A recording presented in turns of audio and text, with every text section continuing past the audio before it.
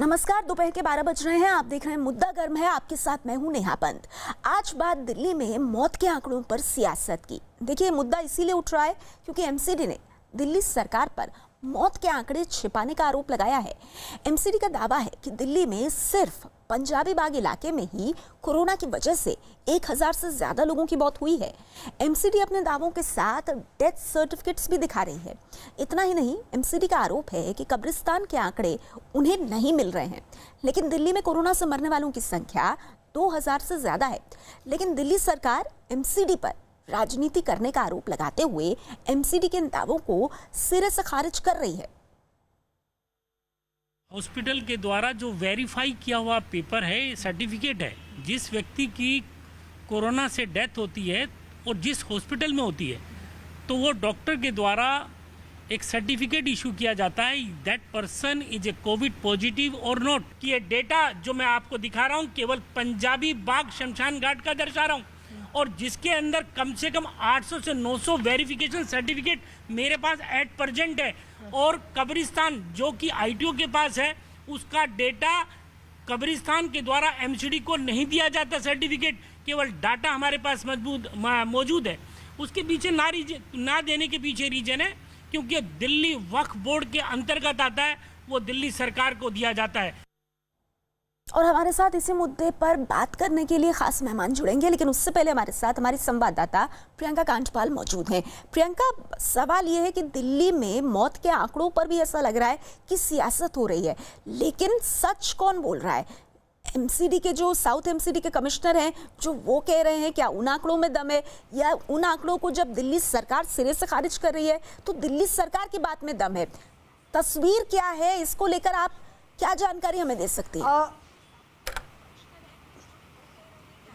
जी नेहा, मैं आपको बताऊं, एमसीडी के जो दावे हैं, एमसीडी के दावों का सोर्स है हॉस्पिटल से मिले हुए डेथ सर्टिफिकेट्स। एमसीडी ने दावा किया है कि 2098 मौतें कोविड की वजह से हो चुकी हैं। ये कल तक का डेटा मैं बता रही हूँ, यानी कि तकरीबन 2100 मौतें हो चुकी हैं। और उसके पास एमसीडी का दावा है कि उनके पास हर एक शख्स का डेथ सर्टिफिकेट है, सिवाय उन लोगों के जो कब्रिस्तान में दफनाए जाते हैं, क्योंकि वो दिल्ली वक्फ बोर्ड के अंदर आते हैं और वो सर्टिफिकेट्स दिल्ली सरकार के पास जमा होते हैं। ऐसे में फिलहाल जैसे कि अभी रिपोर्ट पर दर्शकों को दिखाया गया, सिर्फ पंजाबी बाग के तकरीबन 800 डेथ सर्टिफिकेट हमें साउथ एमसीडी के स्टैंडिंग चेयरपर्सन ने दिखाए। नॉर्थ एमसीडी के चेयरपर्सन का कहना है कि उनके पास निगम बोध घाट में जितने दाह संस्कार कोविड पॉजिटिव लोगों के हुए, सस्पेक्टेड नहीं कोविड पॉजिटिव लोगों के हुए हैं, उनके पास उसके तमाम 974 के लगभग नॉर्थ एमसीडी में जो कोविड पॉजिटिव लोग हैं उनकी मौत के आंकड़े हैं। तो तमाम एमसीडी, जो तीनों एमसीडी हैं जो दावे कर रही हैं, उनके पास सोर्स है अस्पताल से मिले हुए डेथ सर्टिफिकेट, जो प्रोविजनल डेथ सर्टिफिकेट होते हैं, जिसमें साफ तौर पर लिखा जाता है कि ये शख्स कोविड पॉजिटिव है।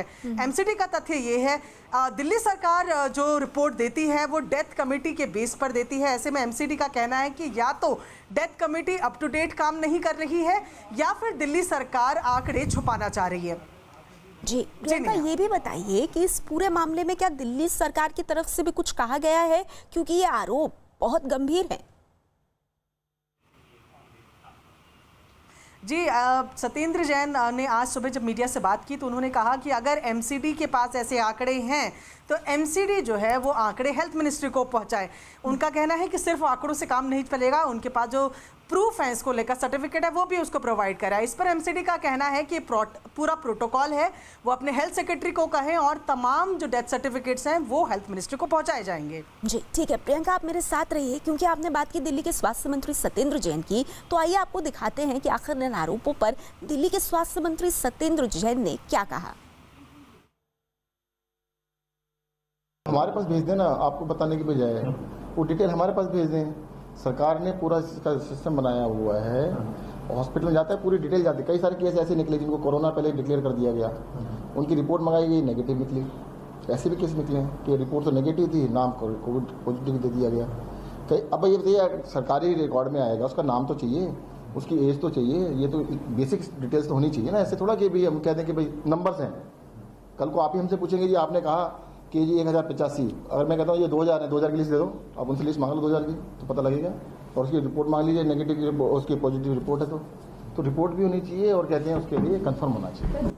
और हमारे साथ इस पर बात करने के लिए राजनीतिक मेहमान जुड़ गए हैं। आम आदमी पार्टी से सौरभ भारद्वाज जी हमारे साथ हैं और बीजेपी से मनोज यादव। सौरभ जी, मैं आपके पास आऊं उससे पहले मनोज यादव जी, आपने सुना दिल्ली के स्वास्थ्य मंत्री सत्येंद्र जैन को। सत्येंद्र जैन कह रहे हैं कि रिपोर्टिंग जो है वो अस्पताल करते हैं और कई बार इसमें लेट हो जाती है, लेकिन अगर एमसीडी के पास डिटेल है तो वो दिल्ली सरकार को ये डिटेल भेजे। अगर सिर्फ आंकड़े हैं और डिटेल नहीं है तो फिर ऐसे में इस तरह के गंभीर आरोप कैसे लगा सकती है एमसीडी? देखिए, केवल एमसीडी प्रीति जी आरोप नहीं लगा रही है, बीजेपी वास्तविकता दिखा रही है। देखिए, दिल्ली सरकार का जो चाल चेहरा और चरित्र है वो सबके सामने आ गया। जिस तरह से आंकड़े छुपा रही है केजरीवाल सरकार, वो साफ साफ इंगित करता है कि कहीं ना कहीं कुछ इसके पीछे चल रहा है। और आखिर क्यों छुपा रही है? देखिए, ये निकम्मी सरकार है। इस निकम्मी सरकार ने दिखा दिया है कि वो ना तो दिल्ली वासियों के हित के लिए काम करने वाली है और ना इस देशवासियों के हित के लिए काम करने वाली है। कुछ दिन पहले आपने देखा होगा किस तरह से इन्होंने अमानवीय कदम उठाया था कि केवल दिल्ली वालों की ही हम लोग ट्रीटमेंट करेंगे।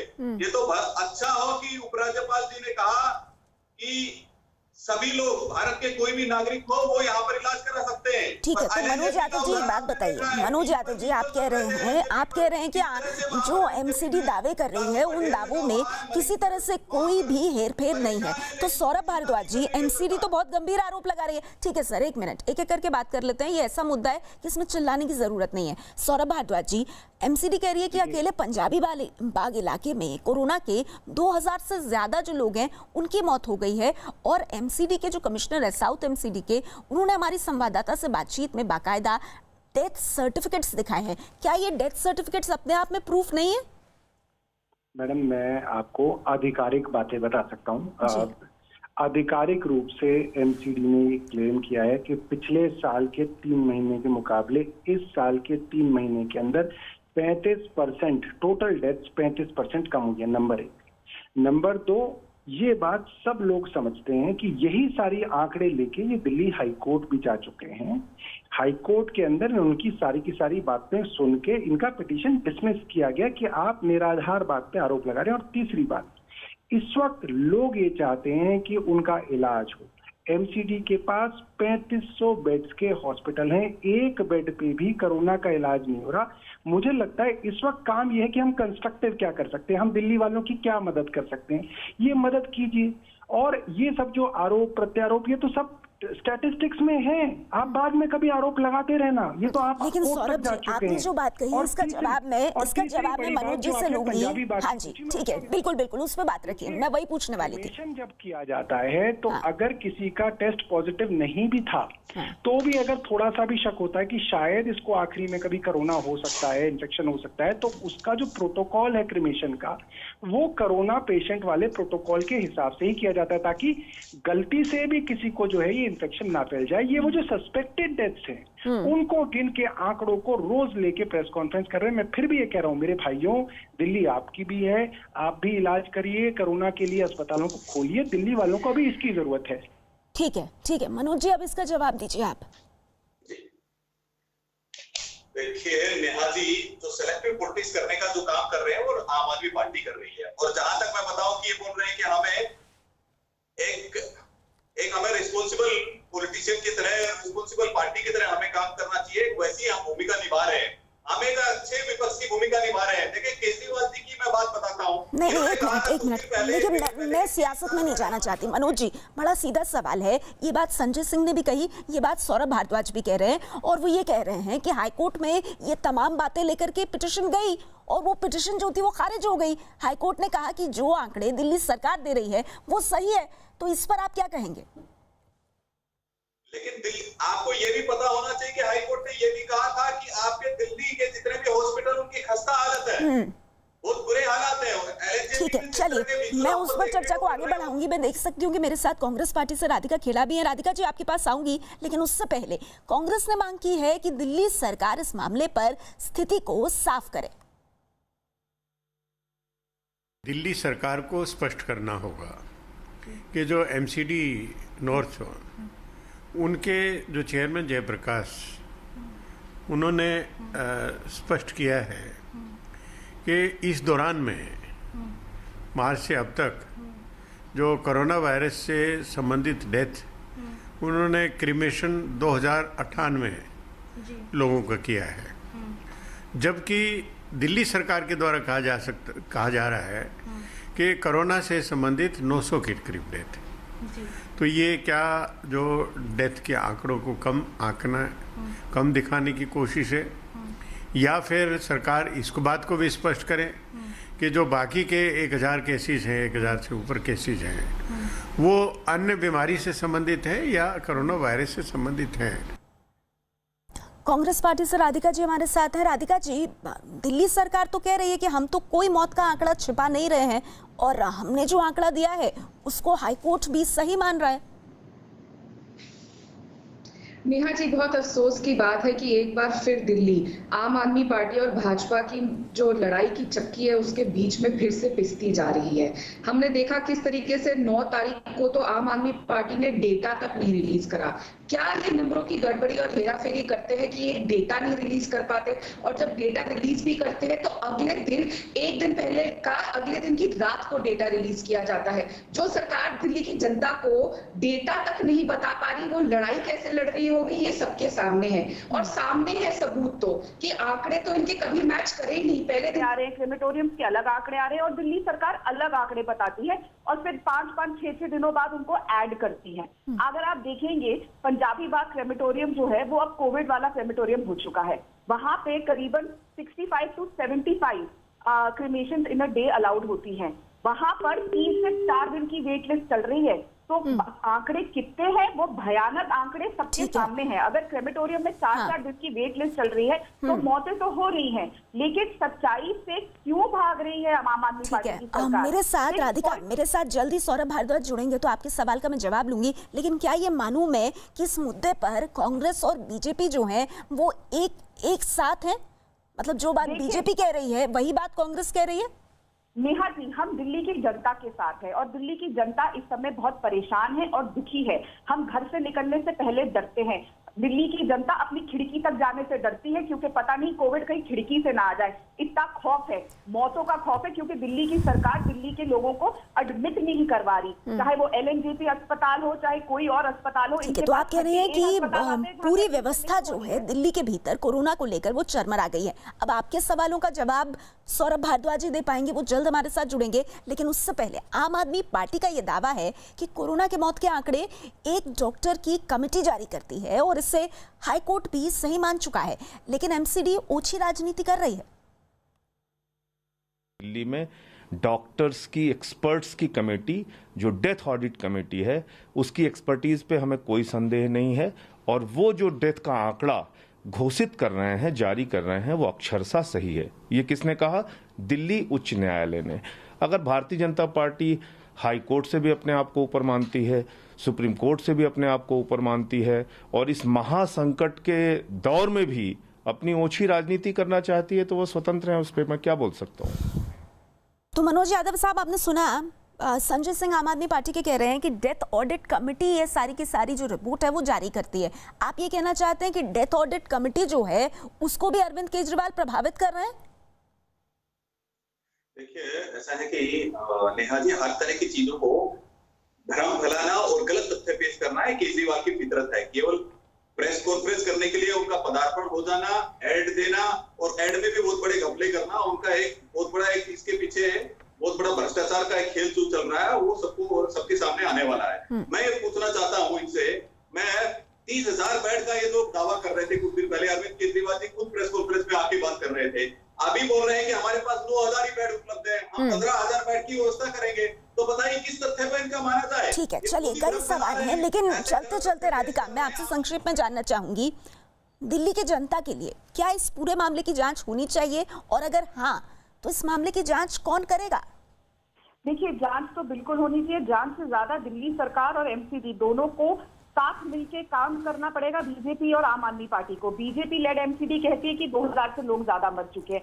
जवाब में दिल्ली सरकार कहती है कि हाई कोर्ट ने हमारी और कोर्ट ने हमारी एक कमेटी वैलिडेट कर रखी है, जो हमारे पे आप एलिगेशन मत लगाइए, हमें साथ चलना चाहिए। पर सवाल अभी भी उसका जवाब नहीं मिला है। क्या दिल्ली में 2000 से ज्यादा मौतें हुई हैं? क्या इन दोनों को, चाहे MCD में भाजपा की सरकार हो चाहे दिल्ली में आम आदमी पार्टी की सरकार हो, क्या इनका कोई दायित्व दिल्ली की जनता के प्रति नहीं बनता? क्या इनका दायित्व सिर्फ इतना है कि वो आपस में लड़ते रहे? ठीक है, तो देखिए सबसे बड़ा सवाल यहाँ पर यही है कि आखिर सही सच्चाई जो है, सही तस्वीर वो सामने आनी चाहिए और कम से कम इतने मुश्किल वक्त में दिल्ली में मौत के आंकड़ों पर सियासत नहीं होनी चाहिए। वक्त मेरे पास इतना ही है। बहुत बहुत शुक्रिया आप सभी का हमारे साथ इस मुद्दे पर जुड़ने के लिए। आगे बढ़ते हैं, अगली खबर भी दिल्ली से है। दिल्ली में 30 जून तक दोबारा लॉकडाउन लगाए जाने की याचिका को दिल्ली हाईकोर्ट ने खारिज कर दिया है।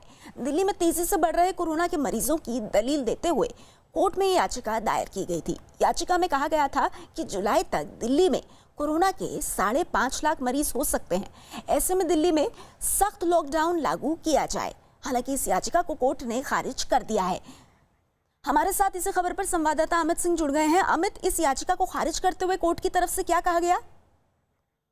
तो अमित से हम बात करेंगे, लेकिन हम आपको बता दें कि ये जो याचिका है, सख्त लॉकडाउन को लेकर के ये याचिका लगाई गई थी। हालांकि इसमें कोरोना के जो बढ़ते हुए मरीज हैं दिल्ली में, उनकी भी दलील दी गई थी। कोर्ट में याचिका दायर की गई थी और याचिका में कहा गया था कि जुलाई तक दिल्ली में कोरोना के 5.5 लाख मरीज हो सकते हैं। ऐसे में दिल्ली में सख्त लॉकडाउन लागू किया जाए। दिल्ली में लॉकडाउन की इस याचिका को दिल्ली हाईकोर्ट ने खारिज कर दिया है।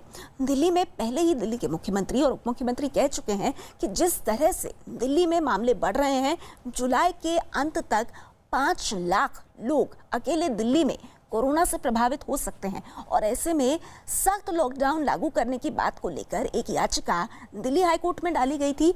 इस याचिका को फिलहाल खारिज कर दिया गया है। हमारे साथ संवाददाता अमित सिंह जुड़ गए हैं। अमित, कोर्ट ने क्या कहा?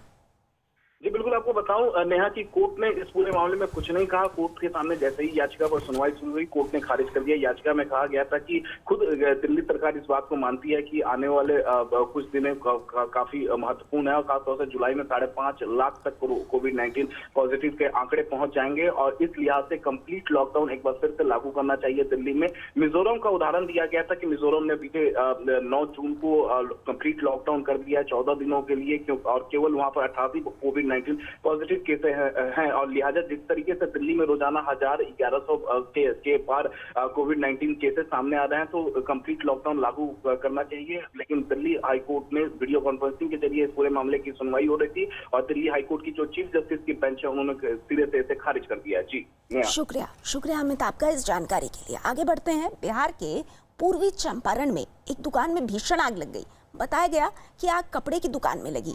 इसकी वजह से आग तेजी से भड़की, जिसमें सारा सामान जलकर राख हो गया। सूचना मिलने पर दमकल कर्मी मौके पर पहुंचे, लेकिन तंग गली में दुकान होने की वजह से दमकल कर्मियों को आग बुझाने में काफी मशक्कत करनी पड़ी। हालांकि कुछ घंटों की मशक्कत के बाद इस आग पर काबू पा लिया गया।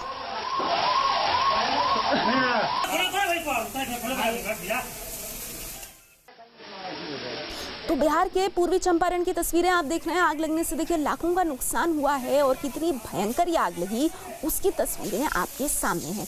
दरअसल जानकारी ये मिली कि आग कपड़े की दुकान में लगी है और इसकी वजह से आग तेजी से भड़की, जिससे कि सारा सामान जलकर राख हो गया। सूचना मिलने पर दमकल कर्मी मौके पर पहुंचे, लेकिन क्योंकि गलियां बहुत तंग थीं, इस वजह से दुकान तक पहुंचने में दमकल कर्मियों को काफी मशक्कत करनी पड़ी। लेकिन कुछ घंटों के बाद इस आग पर काबू पा लिया गया। अनलॉक 1 के 11 दिन होने के बाद भी दिल्ली उत्तर प्रदेश के नोएडा बॉर्डर पर हालात नहीं बदले हैं। यहाँ यूपी पुलिस पूरी सख्ती दिखा रही है और उन्हीं लोगों को नोएडा में दाखिल होने दे रही है जिनके पास कोरोना के दौरान मूवमेंट पास है। पुलिस की इसी सख्ती की वजह से नोएडा में गौतम बुद्ध नगर की मूर्ति के पास लंबा जाम लग गया।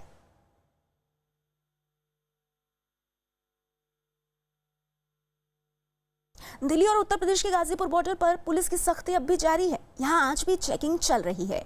पुलिसकर्मी बॉर्डर से गुजर रहे सभी वाहनों के पास चेकिंग कर रहे हैं। बिना पास के किसी को भी बॉर्डर क्रॉस करने की इजाजत नहीं दी जा रही है। तो तस्वीरें आप देख रहे हैं कि किस तरह से लगातार दिल्ली उत्तर प्रदेश बॉर्डर पर लंबा जाम लगा हुआ है और भले ही दिल्ली की तरफ से इजाजत है, लेकिन यूपी की तरफ से बहुत साफ किया गया है कि जिनके पास नहीं होगा उनको दिल्ली से उत्तर प्रदेश नहीं आने दिया जाएगा। और ऐसे में गाजीपुर की ये तस्वीरें आप देख रहे हैं जहां पर लंबा जाम भी लगता हुआ और पुलिस हर गाड़ी की चेकिंग करती हुई। लॉकडाउन के दौरान मजदूरों को पूरा वेतन नहीं देने के मुद्दे पर निजी कंपनियों को सुप्रीम कोर्ट से बड़ी राहत मिली है। फिलहाल कर्मचारियों को पूरा वेतन नहीं देने वाली कंपनियों पर कोई कार्रवाई नहीं होगी। सुप्रीम कोर्ट ने राज्य सरकारों को कंपनियों और कर्मचारियों से बातचीत कर इस मामले को सुलझाने की सलाह दी है। 4 हफ्ते बाद इस मामले की फिर से सुनवाई होगी। हमारे साथ इसी खबर पर संवाददाता एहतशाम जुड़ गए हैं। एहतशाम, इस पूरी खबर को किस तरह से देखा जाए? कहीं ना कहीं कोर्ट ने बीच का रास्ता छोड़ा है कि आप आपस में बातचीत करें और शायद अगर बात नहीं बनती है तो 4 हफ्ते बाद फिर से इस मामले की सुनवाई होगी। बिल्कुल, सुप्रीम कोर्ट का जो आदेश है उसमें राज्य सरकारों को जहां जहां भी कंपनीज हैं, चाहे वो निजी कंपनी हो या कई जगह पे जो सरकारी दफ्तर हैं, वहां भी ये मसले आ रहे हैं, वहां भी कुछ सैलरी काटी गई है लोगों की। तो अब कोर्ट ने ये कहा है कि जो राज्य सरकार है वो स्थानीय तौर पर इसमें बातचीत का एक जरिया निकाले और बैठकर दोनों पक्षों को बात कराए, जहाँ कंपनी के जो हित हैं उसका भी ख्याल रखा जाए और जो मजदूरों के हित हैं उनका भी ख्याल रखा जाए और कोई बीच का रास्ता निकाला जाए। फिलहाल सिर्फ 50 से 54 दिन के वेतन का मसला अटक रहा है, जो कि कई कंपनीज देने के लिए असमर्थ अपने आप को बता रहे हैं। अब राज्य सरकार इसमें कोई रास्ता निकालेगी जिसमें दोनों को कुछ हद तक सेटिस्फाई किया जा सके। जी एहतशाम, संक्षेप में आपसे जानना चाहूंगी, सरकार की अगर पक्ष की बात की जाए तो सरकार ने ये कहा था कि 100% जो सैलरी है, जो वेतन है, वो कर्मचारियों को लॉकडाउन के पीरियड का मिलना चाहिए। तो क्या हम कह सकते हैं कि सरकार की बात को ना मानते हुए जिस तरह से कंपनियों ने कहा था कि काम नहीं हुआ तो वेतन कैसे दे पाएंगे, उस बात को कोर्ट ने ज्यादा तरजीह दी? देखिए, सरकार ने इस मामले में अपना स्टैंड 1-2 बार बदला है। शुरू में जो अधिसूचना जारी हुई थी मार्च के महीने में, उसमें ये कहा गया था कि जो भी लॉकडाउन का पीरियड होगा उसमें पूरा वेतन देना होगा। लेकिन बाद में मई में एक अधिसूचना जारी हुई जिसमें कोर्ट ने कंपनियों को थोड़ा छूट दिया था और कहा था कि सिर्फ 50 से 54 दिन का जो वेतन है वो देना पड़ेगा, वो मान्य होगा। और सरकार अभी भी उस पर अड़ी हुई है, लेकिन सरकार ने भी थोड़ी अपनी फ्लेक्सिबिलिटी दिखाई है और कोर्ट के सामने इस तरह का रुख रखा है कि दोनों के हित का ध्यान रखा जाए और इसीलिए कोर्ट ने समय समय पर अधिसूचना जारी कर अपने जो स्टैंड है उसको बदलने की कोशिश की है। तो अब इसी के मद्देनजर कोर्ट ने बेहतर समझा कि दोनों पक्षों को आपस में बैठकर कोई बीच का रास्ता निकालने का मौका दिया जाए। आप बता रहे हैं कि कोर्ट ने कहा कि कंपनियां और कर्मचारी आपस में बैठकर बीच का रास्ता निकाले। बढ़ते हैं आगे। जम्मू कश्मीर में पाकिस्तान की तरफ से किए गए सीजफायर को तोड़ते हुए फायरिंग में पंजाब के गुरदासपुर का एक जवान शहीद हो गया। इसके बाद उनका पार्थिव शरीर उनके पैतृक गांव लाया गया। इस दौरान इलाके में मातम छा गया। शहीद गुरचरण सिंह को अंतिम विदाई के साथ श्रद्धांजलि दी गई और सलामी देने के बाद उनका अंतिम संस्कार किया गया। उनके अंतिम संस्कार की क्रिया में उनके 6 महीने के बेटे को भी शामिल किया गया। शहीद गुरचरण सिंह अपने पीछे एक 1.5 साल की बेटी और 6 महीने के बेटे को छोड़ गए हैं।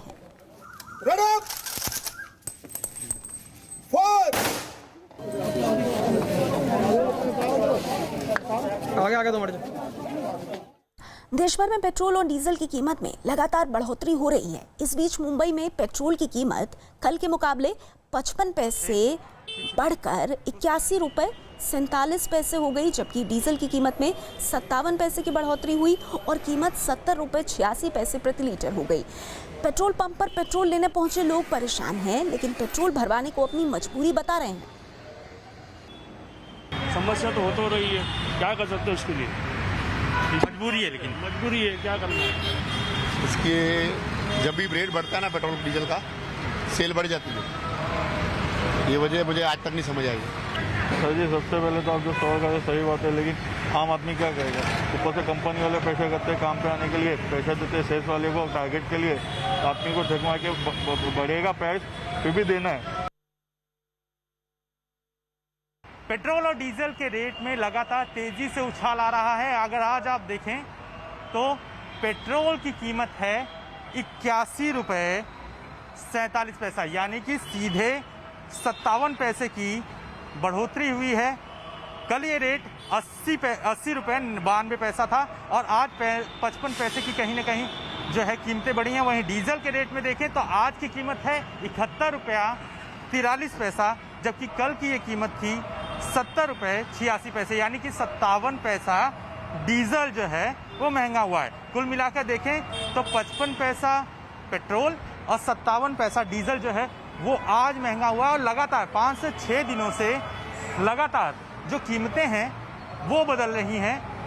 पेट्रोल पंप पे आने वाले जो लोग हैं, हालांकि उसके बावजूद जो है, क्योंकि लॉकडाउन चल रहा है, उसके बावजूद जो है वो पेट्रोल डीजल भरा रहे हैं। राजस्थान के चूरू में गांव के पास घी ले जा रहा ट्रक पलट गया, जिसके बाद ट्रक में रखा सारा घी सड़क के किनारे नदी की तरफ बहने लगा। आसपास के गांव वालों को जब इसकी जानकारी मिली तो सैकड़ों लोग अपनी बाल्टियां और बर्तन लेकर हादसे वाली जगह पर पहुंच गए और बर्तनों में घी भरकर ले जाने लगे। इस दौरान सोशल डिस्टेंसिंग का भी कोई ध्यान नहीं रखा गया।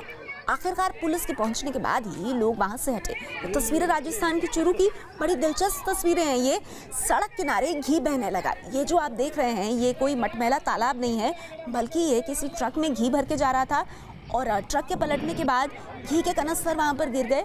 जैसे ही लोगों को पता चला, लोग अपनी बाल्टियां, अपने बर्तन ले आए और उस घी को भरने लगे। जब पुलिस वहां पहुंची है तब जाकर के ये लोग वहां से हटे हैं।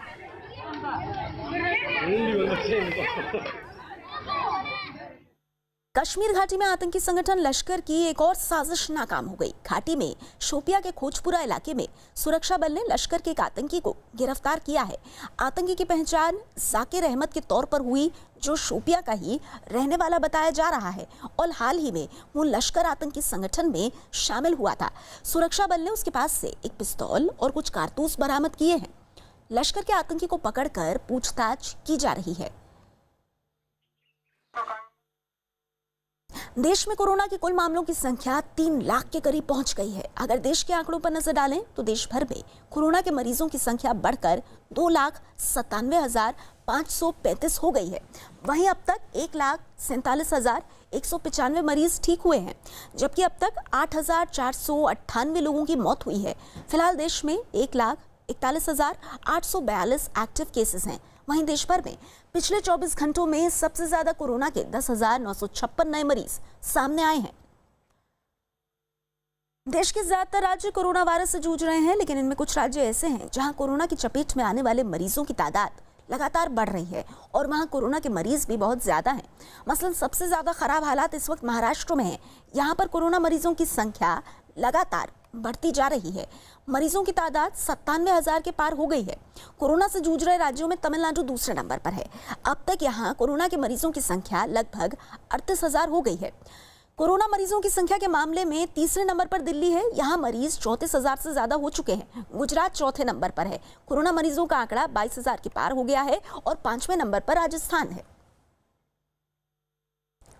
कोरोना वायरस के कहर से पूरी दुनिया बेहाल है। दुनिया के 188 देश इस वक्त कोरोना महामारी की चपेट में हैं, लेकिन कुछ देशों में हालात बहुत खराब हैं। पहले नंबर पर अमेरिका है। कोरोना के मरीज 20,23,000 से ज्यादा यहां हो चुके हैं। ब्राजील दूसरे नंबर पर है। ब्राजील के बाद नंबर आ रहा है तीसरे नंबर पर रूस का।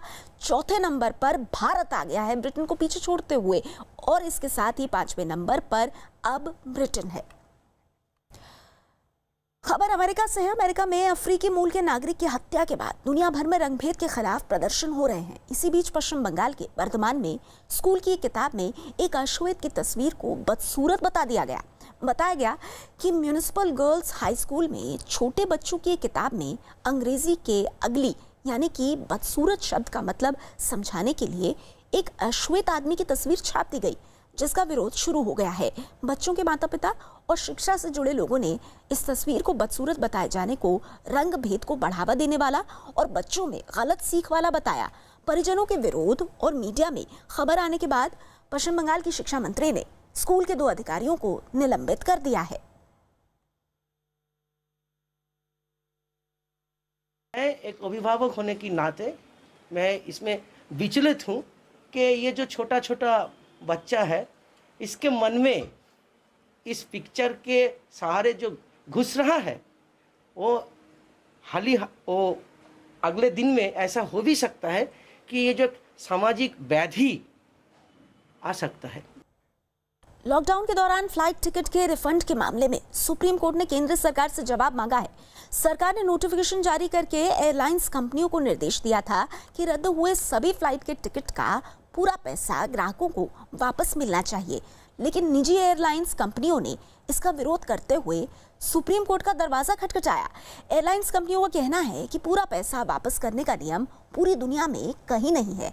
एयरलाइंस को कुछ रकम फिक्स चार्जेस के तौर पर देनी होती है, चाहे फ्लाइट उड़े या ना उड़े, इसीलिए पूरा पैसा वापस नहीं हो सकता। अब सरकार के जवाब के आने के बाद इस मामले पर सुनवाई होगी।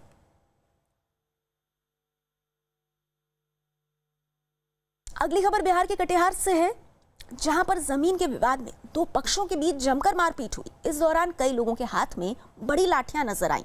दो लोग पहले आपस में भिड़े और एक दूसरे को पीटने लगे, जिसके बाद हंगामा और बढ़ा और दोनों पक्षों के बीच लाठियों से भी मारपीट शुरू हो गई। इस मारपीट में कई लोगों को गंभीर चोटें आईं, जिसके बाद पुलिस ने केस दर्ज कर लिया।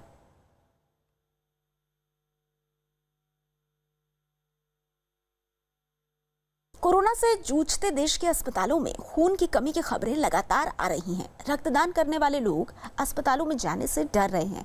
ऐसे हालात में हम कैसे सुरक्षित रक्तदान करें और खून की कमी से कैसे निपटें, कैसे महामारी के दौर में रक्तदान से जुड़ी अफवाहों और आशंकाओं को दूर करें, इसके